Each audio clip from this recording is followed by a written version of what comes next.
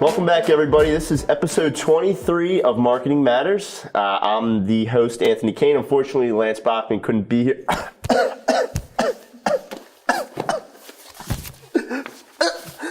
You okay, son? He saved me. I'm here. I got you, Anthony. Lance is here as Superman. It's a bird, it's a plane. Anyway, little intro for you guys for our Halloween edition of Marketing Matters. It's episode 23. Of course, I'm joined by Lance Bachman. He's here. He's on whenever he's here. We have a great episode this week. We have a lot to talk about. So I think we'll jump right in. But a quick housekeeping items. We will be on next week, and then the following week there's going to be a little bit of a surprise episode, a little bit of a mix-up. But stay tuned because we will be rolling, even though Lance and I won't be in town. We'll be in Vegas for the U.S. Search Awards. That's right. We're nominated for 22 different awards: Best SEO Agency, Best Large PPC Agency, Best Mobile Campaign, Best E-com Campaign. So we're looking forward to coming home with some gold. Let's do it. But either way, the show will go on, so don't worry. But yeah, jumping into this week, a couple of things. So this is going to pertain to a lot of people who have any type of gym or fitness center or spa or a hair cuttery, restaurant. So basically what's happening is Google is letting you partner with a number of scheduling third-party API type deals. And you can actually have a nice call to action, a book online button right on your Google My Business page now. So right from the SERPs, if someone's searching your business, you come up in the knowledge panel, you'll get that book online button right there. Tell everybody what the SERPs is. Anthony, remember, we don't just represent... See, the reason why Anthony talks like this, we represent a ton of digital agencies here. We actually do the work for him and other firms. So they understand the lingo. But to our everyday person watching, Anthony, what's a SERP? SERPs, S-E-R-P, so it's Search Engine Results Page. So when you Google something, you get the results right there. That's going to be referred to as the SERP. So I apologize. I will tone it back a little bit. Wait a minute. Guys, don't you want to know, who are you, Anthony? Oh, I'm the GOAT. MJ, baby. I thought the GOAT was Tom Brady. That too. Okay. Different sport. But I got to run fives after this, so I had to throw a basketball jersey. All right. But yeah, MJ. Didn't he play for the Bulls? He did. 1995 All-Star jersey. Okay, I don't watch basketball, but yeah. Okay. Yeah, I know Michael Jordan is for crying out loud. It's a throwback. Okay. But yeah, so little intro there. But SERPs, Search Engine Results Page. You do a search on Google, you get that result there right on the page. That's going to be your Search Engine Results Page. So obviously someone's business can come up in the knowledge panel right there, which is that little area on the right where your business comes back. And there's going to be call to actions in there. So we see it already with hotels, like with the Reserve Now. And now we're going to be seeing it with plenty of other verticals with the book online. Why is this page so big? Because, you know, it's funny. We just went through this with a HVAC company, right, where we put call tracking numbers everywhere, so we know and we can understand. But we saw the call history. This page had more calls to it than his actual website did. People, when booking now, if they can book through here and make a spa appointment, if they can make a restaurant appointment, all these different things, people get so caught up with doing digital marketing on just their site, and not their overall digital presence to what's increasing their leads and their business. And they really lose the mark. And this is where Google really understands the factor of, as soon as you leave Google, you have a chance to go anywhere on the internet. Right. They're trying to keep you on Google with this right here. And they're really saying, we're going to be almost like a Wikipedia. We're going to give you the answers instantaneously for what you're trying to do to make a conversion happen, so you only use Google. Yeah, I mean, if you think about it, so if you Google someone's brand, like you get the reviews right there. You have the option to call them. You have the option to text them now right from that page. Absolutely. Now you have the option to book and schedule out an appointment, pick a time, and actually book it right there. So you're right, like it is so important to make sure that you're paying attention to like your Google My Business and people just don't. And it's funny, I see people come to us as potential new clients and they never talk about Google My Business. They only talk about, well, my website traffic's down or this is down. Well, okay, is your business down? How many leads are you getting? Where are those leads coming from? Right. Are you tracking all these other digital platforms and are you monetizing them? Yeah, and you mentioned, being able to actually track the stuff that's being done from everything, here. So everything happens, every action. Yep, absolutely. So this is great news. I think that we're going to see this kind of even evolve into other things too. Like absolutely. Schedule a consultation, right? It's going to service calls for plumbers, exactly. for HVAC companies. All that's going to be right there now. I could see it really evolving. So absolutely. This is step one, though. So switching gears a little bit to Facebook, and I guess so. All over the news was this crazy test that they did in these other, Sri Lanka and Cambodia and some other countries, and everyone was been talking about, the referral traffic, it tanked. So before we get into like the test that happened, I think we should explain what the Explore feed actually is, because it officially rolled out last week. So the Explore feed in Facebook is when you go to it's kind of hidden away, but when you go to the More tab on your Facebook, mobile or desktop, you have an option to click on your Explore feed. And basically it's another news feed that shows you content that you might like, even if you haven't. Relevant to the behaviors that you've done, shown, pages you've liked, things similar. If you bought something, if you clicked on an ad, if you looked at videos, they're taking all that and they're saying, okay, you might find this information relevant also. Absolutely. So like if I like a lot of things about the Eagles, but I don't actually follow the Eagles could show up in my Explore feed because I haven't connected with that page yet, but they know that I would like it. Now, to get into some tests, Facebook, is always messing around with things, but one of the more dramatic, I guess, tests that they did over the last week was in a couple of these smaller countries. They shifted everything out of your primary news feed that wasn't just a friend posting something and switched it into the Explore feed. So any type of business page or publisher or anything like that switched over to the Explore feed, and you can see a lot of people saw just a major decrease, 60 to 80% in visibility because of it. And why? So when Anthony's explaining this to you, what you really have to think about the significance of what this test showed them is if they take out all the free, pretty much people you like, their businesses they like, means those people lose those eyeballs up to 60 to 80%, which means they're going to have to advertise, which how they make their money is going to drastically increase their bottom line. Anthony and me have polar opposite opinions on this. He thinks this is dead in the water. I think this is just come in the water. And because I know that Google and Facebook really don't give a shit about you. They care about their end user. I understand that. Yeah. We've been there. They want to monetize their revenue.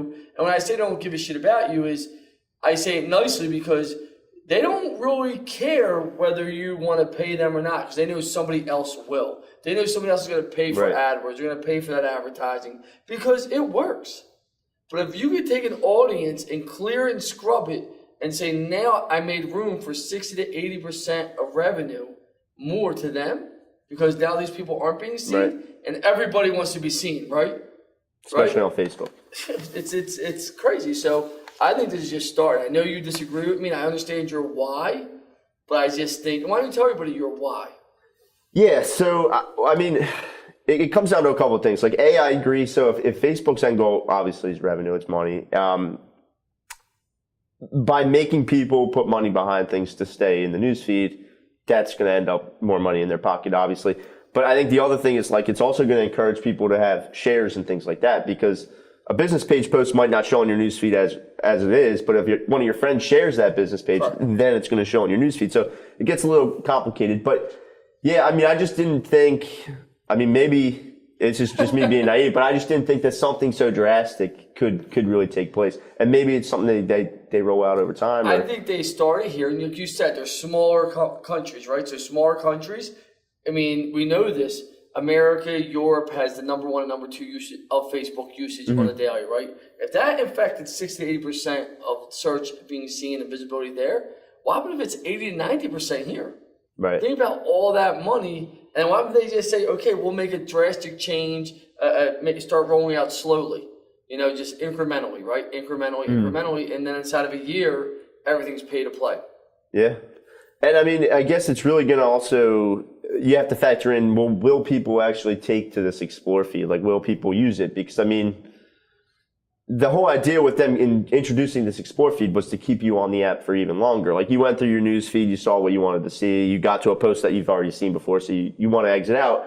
Well, maybe I'll go to this Explore feed and get some stuff that is, relevant to me, and that's just more time for them to get ads in there. It's more time for you to get to be on their app. The thing about that is I can hit my demographic through the regular feed that I want through paid, and now on the Explore feed, I can now just have another avenue for people that like the Eagles, like you said, but they don't follow the Eagles. Now the Eagles are there for them to see. Exactly. And I mean, if you like it, you'll like the Eagles, and now they'll be in your main one. So. I just think it's changing fast. I wouldn't be surprised if there's some actuary out there just crunching the numbers saying, this is the risk versus the reward, let's start rolling it out. Yeah, and so just to follow up as we wrap up this little story about Facebook, they did say that they were going to let this run for a few months in some of these countries just to really get an idea of how users are adapting to it and sort of the impact it's going to have. So it will be rolled out, so we'll be able to kind of see how that goes. Facebook did come out and say, because there was sort of an uproar, but they did say that they didn't have any immediate plans to roll this out officially, but they didn't rule out implementing something like this in the future. So it certainly could be something that we see. Now, similar to, I believe last week we touched on sort of the state of enterprise SEO for 2017, 2018. Which Pat McKay's producing an incredible video with Nikki right now. Yeah, I saw a little preview. It really explains. I watched it this morning. It was actually sharp. That'll be awesome. We'll have to get them to make one for this too, because this was a really cool study for everyone who's interested in PPC. I know Mike Birdsall was all over the study. But so it's kind of a survey, a mixture between agencies and brands, slightly a little more agency than brand, but pretty balanced. And some of the key takeaways on this is, I mean, to me it seems obvious. I'll let you touch on too, but 72% are spending more on social ads this year than they were last year. I think that's we're all on the same page there. And then over 60% were spending more on text and mobile, again, mobile.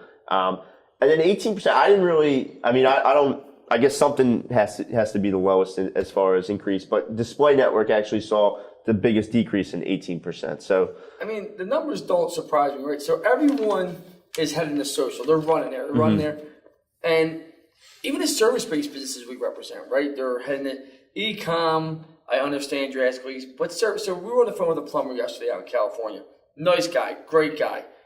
You know, SEO, PPC. He's like, well, I got to put money into Facebook ads, And I said, when's the last time you called a plumber from Facebook, my man? Yeah. And he's like, well, never. I said, your budget isn't that big. You don't have this big branding incremental budget. You have really your budget's already small enough out in California. You're competing in a major metro with a limited budget. Why would you pull from that to go into Facebook, except for remarketing ads, right? Yeah. I mean, most of the people that call plumbers, you know, we represent a ton of them here. 60, 70% of them are going to be emergencies, and then it goes into the maintenance, other stuff that you might need. So you really got to think about allocating, but everyone thinks they have to be on social. And I do believe everyone should be on social some way or another as a digital marketer, but I think you align your budget best and that's why people ask me, what are your packages? Everything's custom based on who you are, your needs, what you're trying to do, what you're trying to achieve. It has to be. So when I hear someone say, well, 3 other companies offer me packages, I just look at them and say, well, you're just going to get ripped off. That's besides the point. So that doesn't surprise me about social. The increase in ad text and PPC, no doubt it's increasing. For you to be competitive, you have to increase your spend. People will say to me, I tried it 5 years ago, limited budget, it didn't work. And I'm like, well, that budget definitely isn't going to work now just because of how it's growing. But display, I talked to Joe Lynn last night. Me and Joe Lynn had a good conversation about this. And I kind of was curious like you to see such a big decrease. But she said it makes sense because if you think about what display is, I'm hoping to capture you. I'm trying to go after target markets that I can go after demographics. Right. Where these other two things, social doesn't have even close to the amount of spend that display has, right? So, and it's new, it's coming out more. So this is a percentage of growth, not total revenue. Of course, yeah. Display still has more, but like she said, the consumer and agencies, and the majority of this is from agencies controlling money, we're based on conversions, right? No one cares about their traffic if they're educated. No one cares about what things are going there, right? People care about how many leads, how many conversions, how many people bought my product or the assistant, and display is the weakest of the three you're talking here. Right. So when people are becoming more educated and understanding it, so they're going to say, the hell with display, I'm bringing it down, and I'm only going to use display for my assisted conversions, i.e. if I see a product and it'd be more like remarketing, and then you see a YouTube video ad that explains that product. Make sense? And we'll get into that with Amazon, some other things. Yeah. But I think display is you're going to see that keep declining. Yeah, and I guess it makes a lot of sense too. And I mean, you can get fairly granular, of course, with your display by picking where you want it to show and audiences and things like that. But I mean, you can do a lot with social too. I certainly think remarketing is a piece that everyone just for the brand awareness aspect. But but you're right, the conversions, I mean, it doesn't surprise me at all. I actually think it makes sense. Yeah. I mean, it makes sense. I mean, the display revenue is still about 10 times what social is. It's massive, right? And that's what people don't realize. So it's all percentage based. You know, a company that's $1 million that says I grew 50% last year over a company that's $100 million that says I grew 10% last year. Right. Well, this guy grew 500,000. That company just grew 10 million. Right. It's all percentage based. Absolutely. But no one likes to see numbers going backwards. Yeah, especially not Google, I'm sure. Yeah. So as far as people's plan to increase budget, AdWords was the number one, followed by Facebook. Then we have just mobile ads, Bing ads, Instagram, LinkedIn, display, programmatic was down there, followed by Pinterest, Twitter, native, and then Snapchat all the way at the end. Does that pecking order seem pretty accurate to you as far as? It does. The only thing that does it, kind of, and it depends, right? So, Bing. I was gonna say, yeah. Bing and Instagram. Like, so if I'm B2B, I'm putting LinkedIn above Bing. Above Bing. Instagram, I'm probably even putting above Bing because Bing doesn't get a ton of traffic, a ton of results. We can't spend the majority of our clients' budgets on Bing, whether they're small or large. So, you know, I don't know where Bing is coming up where people start taking it as serious because I just don't see the results on Bing. Even though Microsoft owns LinkedIn, so I mean, it's the same company. I mean, if it's me, the only two things I would change, I'd probably bring Bing down to here, depending on the client, and probably put Instagram and Facebook up. But the rest of them look right on target. I mean, you know, and I don't know, Snapchat you can't localize yet, so that makes it very tough. Yes. For national, but I mean, it looks on point. I mean, I'm surprised programmatic is not up a little bit more. Do you think that's just because not a lot of people really know? I don't think, and programmatic seems to be the hardest struggle for anyone to make it to work a long time. Right. So I think where a lot of people, you know, Dave is real good at, Dave Cranberry's very good at programmatic. He's a stud. I think it's hard to find the right agency that can handle programmatic for you. So I don't think a lot of agencies even understand programmatic, and I know a lot of big brands have no clue what programmatic is. Yeah, no, you went right to the one that I kind of eyed up when I first saw this, which was the Bing spend seemed to be. I mean, even Instagram, like you see how fast they're growing, a billion or 1.5 billion monthly users. I mean, it's just, and you see the market share from Google to Google Images being the next highest, and then we have YouTube before Bing. So it's like, it kind of shocked me as well. But if you were talking about paid, where people are spending their paid dollars, you think about it. If I'm doing that at Google AdWords campaign, I can just port the whole thing into Bing's campaign, pretty much change a few variables, and I'm up and running. Doesn't mean I'm going to spend a budget, but it's pretty easy just to make sure you have. And we do know the conversion rate on search over social is way higher, so that's probably why also. Yeah, that factors in absolutely, but yeah, it's interesting, and a lot of this seems to be in line with kind of what we think, you know, AdWords and Facebook, and obviously mobile being in the forefront. So shifting to one of your favorite stories of the week. I'm sure you blew my mind when I saw pre-ordering your cloud cam, but Amazon Key. So yeah, you sent this story out to me, and basically what it is you're going to be able to allow one-time access to a delivery man or woman into your home to drop the package off, and then they leave. It's really incredible because you can watch live stream as they're going in to drop the package off. You can get a video sent to you after they leave. You know, the door locks. It's just really, it seems like the future, kind of. Well, Amazon, right, so this is where it comes down to where it's dollars and cents. They deal with tons of times where people say, I never received the package, it was stolen, or it never came, right? Right. So now it's, okay, I got to redeliver. So they looked at it as asset protection. The technology exists. Everybody has a smartphone. Everyone has a smartphone. Right. If you're using Amazon, you definitely have a smartphone, of course, right? Yeah. So now it's a matter of the camera. They're going to send you the camera. You literally tape it, paste it. It's a sticky, and it's battery operated, and it's literally just for your Amazon app. That's it. Yeah. And it's going to live feed, and you punch the code, unlock your door, and they're in. And then you see them go out, and it videos, and you can actually see the Amazon guy coming or lady coming. Yeah. I mean, it's amazing that they're using this technology because it's going to increase their profitability. People are like, well, they would lose money, they were saying, and they're like, no, if you cut out all that, not theft and theft, because let's be realistic, not everything's stolen, people say. So you now asset protection, the billions or millions, whatever they're losing, they're going to save that on this, and they know, okay. And on top of that, you're going to see this come, like we talked about, to the service-based industries, your plumbers, your dishwasher people, your appliance Dog people. sitter, whatever it might be. I mean, some people, I have, as you know, you've been to my house. Yeah. I have 50-some cameras in my house. They record 2 different systems. Right. We have this technology already, right? Now they're just making it mainstream, and it's not even affordable. It's free. Yeah. It's not even affordable. It's free. Where's the no? I think there's so many interesting aspects to it. Certainly, like you mentioned, people who have had issues with Amazon in the past, but it even circles in like if you're not going to be there to sign for a laptop, now you don't have to be because they can put it in your home and shut the door and lock it. So you don't have to be there to sign anymore. They can just drop it right off. Or I think it circles into the people who who don't like to order online because of the delivery guy that has to just leave it out front. Or, now there's no reason to be afraid to order on Amazon. So they're just kind of scooping up as much as they can at this point. Like, it's funny because we represent a ton of Amazon clients here, tons of marketplace clients. And, people don't understand the power. And I just had this conversation with one of our new clients that went on Amazon and left right away. I was like, I would not leave Amazon if I was you. It's a great place to scale your company. Absolutely. And people are going there to buy products every day without blinking. And it's not changing. Yeah. And they're not going anywhere. I think this is a great idea.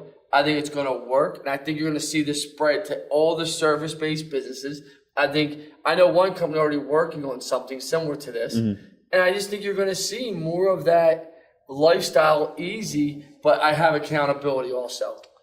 Yeah, I mean, you mentioned where's the no. They've thought of everything. I mean, they only have the option to get in when a delivery guy checks in at your door. So it's no funny business. It seems like it. Like where is the no? Yeah. You get someone's like, well, what happens if the crazy delivery driver commits a crime and breaks into your house?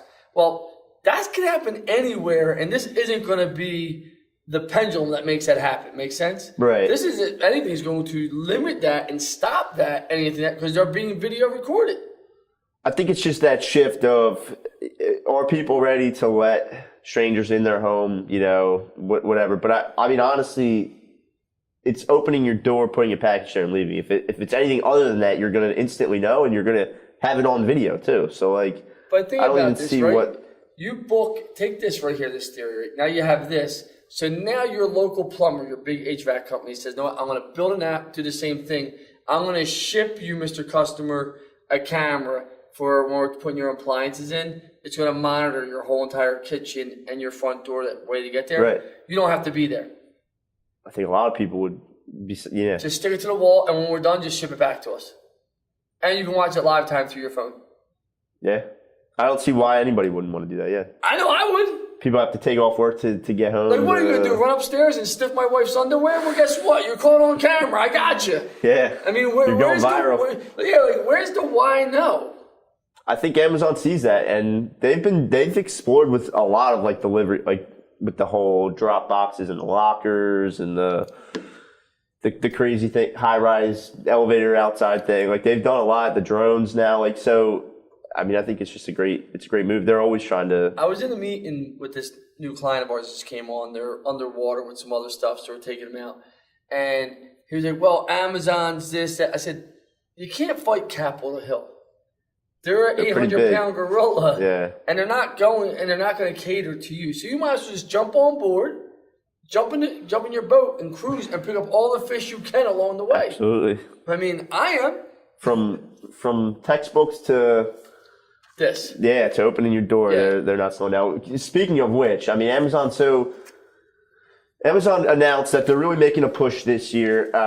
Product videos, not just kind of showcasing the product, but the how-tos, product reviews, people using it. They've been making a push on video for a while, but they really want to touch on it this holiday season. I think the pain point that they're seeing is, you search for a product on Amazon. A lot of people go ahead and open a new tab, go to YouTube, search that product, and look at all the reviews or videos or whatever it might be.